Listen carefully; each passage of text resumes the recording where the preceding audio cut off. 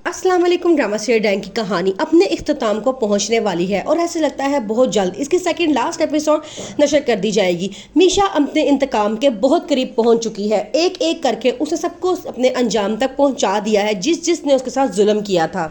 ज़किया और जावेद मर चुके हैं जबकि आमिर की हालत बहुत ज़्यादा ख़राब है। उसका एक गुर्दा भी निकाल लिया गया है और अब चलने फिरने से भी माजूर है। दूसरी तरफ शबाब और जवाद के दरमियान इतनी मिसअंडरस्टैंडिंग्स पैदा हो चुकी हैं कि जवाद शाह के दिल से शबाब अब बिल्कुल निकल चुकी है। पहले तो जवाद शाह ने शबाब को उसी कमरे में बंद किया था जहाँ पे शबाब ने निहाल को भूखा प्यासा बंद किया था। फिर उसके बाद जब उसकी मामा की तबीयत बहुत ज़्यादा ख़राब हुई तो फौजिया के कहने पे जवाद शाह ने शबाब को बाहर तो निकाल लिया, लेकिन अभी तक उसको वो मकाम नहीं दिया जो उसका पहले था। जवाद शाह अब मीशा को बहुत ज़्यादा पसंद करना शुरू हो चुका है, खासकर उस सांप वाले वाक़ये के बाद। अब उसके दिल में मीशा की बहुत ज़्यादा जगह बन चुकी है। मीशा ने भी एक शर्त रख दी है। उसने कहा है कि अगर तुमने मुझसे शादी करनी है तो इसके लिए अपनी तमाम जायदाद, घर और हुनैन मेरे हवाले करना होगा। जवाद शाह कहता है ये तो कोई मसले वाली बात ही नहीं है, मेरा सब कुछ तो तुम्हारा ही है। वो अपनी तमाम जायदाद, अपना घर मीशा के नाम कर देता है और कहता है ये हुनैन भी अब तुम्हारा ही बेटा है। डॉक्टर नवीद मीशा को फ़ोन करता है और कहता है कि तुम जल्द अज जल्द आमिर को ठिकाने लगाओ, क्योंकि अब वो मैं इसको ज़्यादा देर जिंदा नहीं देख सकता, ये हमारे लिए मसले पैदा कर सकता है।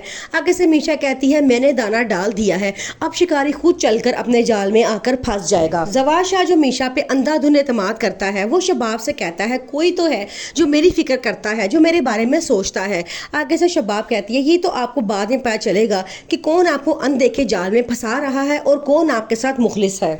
जबकि मीशा उसको आगे से मुंह तोड़ जवाब देती है और कहती है कि ये तो वक्त ही बताएगा कौन किसके अपने जाल में फंसा रहा है। इस वक्त जवाद शाह की आंखों में मेरी मोहब्बत की पट्टी बंदी है। अब मैं जो उनको दिखाऊंगी उनको वही नजर आएगा और जिस चीज़ से मैं उनको रोकूंगी वो उससे रुक जाएंगे। यहाँ तक कि शबाब मीशा को मारने की भी प्लानिंग करती है। वो काम वाली को जहर देती है और कहती है कि मीशा की चाय में मिला देना। काम वाली ऐसा ही करती है लेकिन मीशा देख लेती है। वो पहले ही उस चाय को उल्टा देती है किसी बहाने से और इस तरह शबाब का प्लान नाकाम हो जाता है।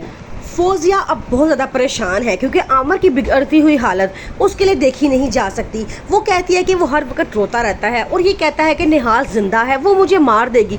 लेकिन निहाल कैसे जिंदा हो सकती है, उसको तो खुद हमने मार के कब्र तक पहुंचाया था।